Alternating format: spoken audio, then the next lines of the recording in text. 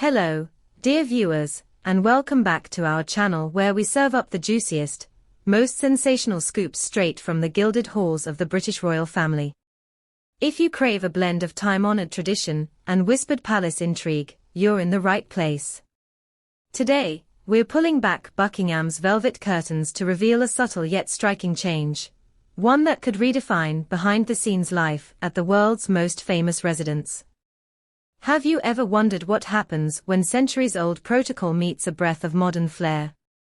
What does it mean when a monarch, famed for his impeccable formality, decides it's time to loosen the reins, down to the very fabric of a dress code?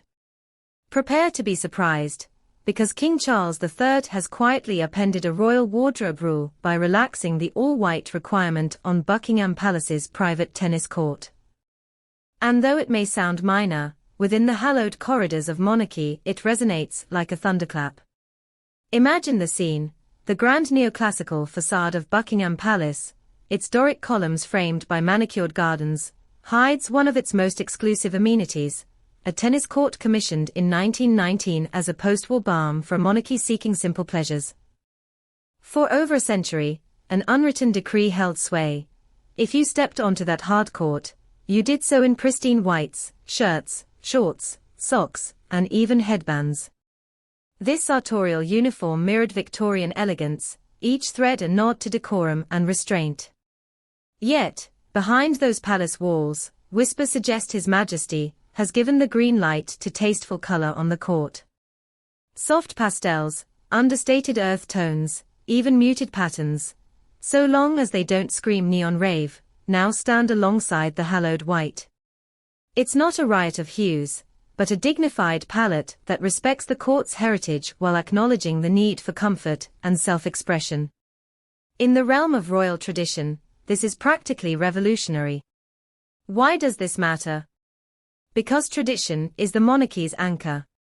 Every ceremony, every protocol, every stitch of fabric is imbued with centuries of symbolism. To ease a clothing rule, even in private, is to signal an openness to change, a rare peek at the human side of an institution often seen as frozen in time. It's as though Buckingham Palace has exhaled, allowing those within to breathe more freely. Contrast this with Wimbledon, the genteel tournament that embodies British summer. There, the all-white dress code is sacred, enforced with ritualistic precision. Shirts, shorts, shoes, even undergarments must adhere.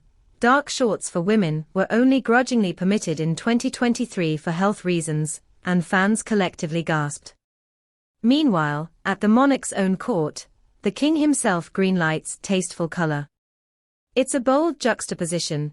The public stage remains as rigid as ever, while the private sphere softens at the edges. Consider the implications for those bound by palace protocol.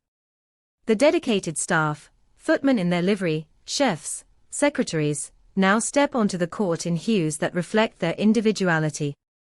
A lavender top here, a pale mint polo there, each garment signaling that playtime no longer feels like an extension of their formal duties, but a genuine respite. For invited guests, foreign dignitaries, longtime confidants, it transforms the experience from a nerve-wracking drill into an inviting social affair. No longer must one fret about a stray grass stain on immaculate white. One can relax, chat, and rally in muted elegance. More than a fashion statement, this change speaks volumes about King Charles's leadership style.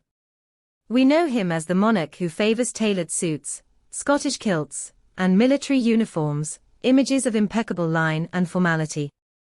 But by loosening the draconian rule on the private court, he demonstrates empathy for the everyday stresses of palace life. It's an acknowledgement that even royals and their teams need genuine leisure, unfettered by the burden of tradition.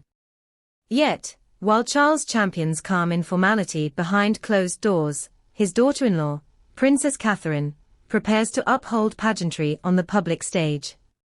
Following an emotional visit to Colchester Hospital that moved millions, Kate will soon grace the royal box at Wimbledon in her role as patron.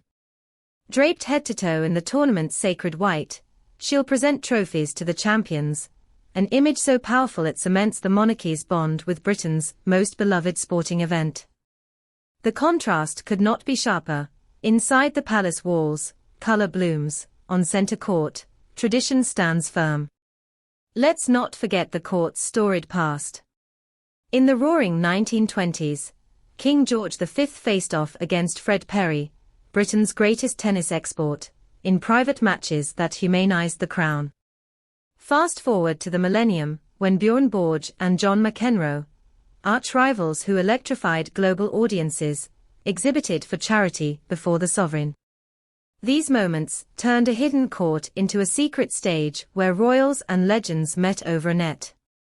Today's softer dress code is the latest chapter in that living history. For palace staff, this may be a game-changer.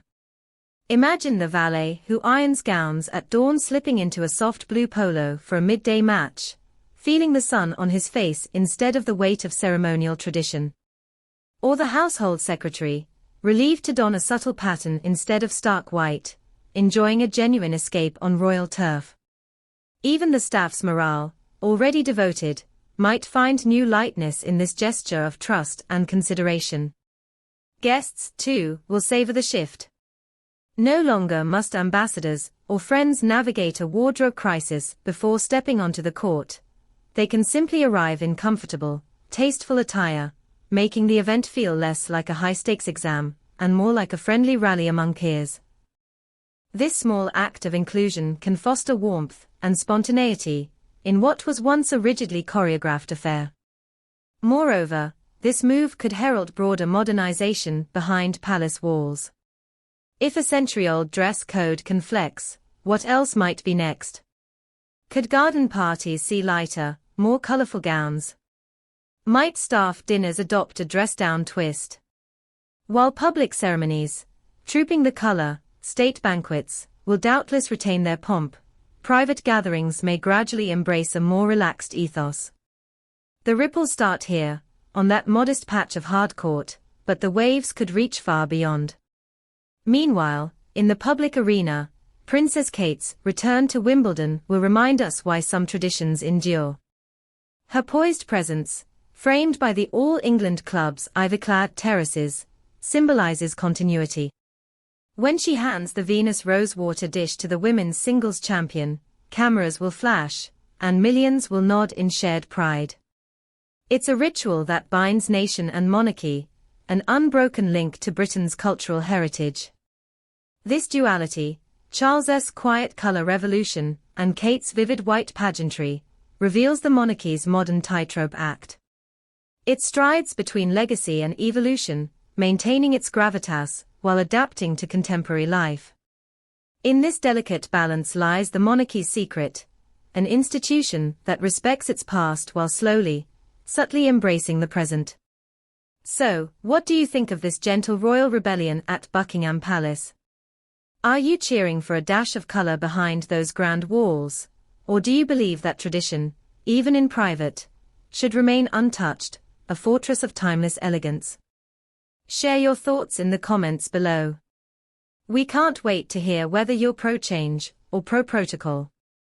If this peek behind the palace doors intrigued you, please give us a like, subscribe, and ring the notification bell so you never miss our insider scoops. And don't hesitate to share this video with fellow royal enthusiasts who savor every twist in the crown's story.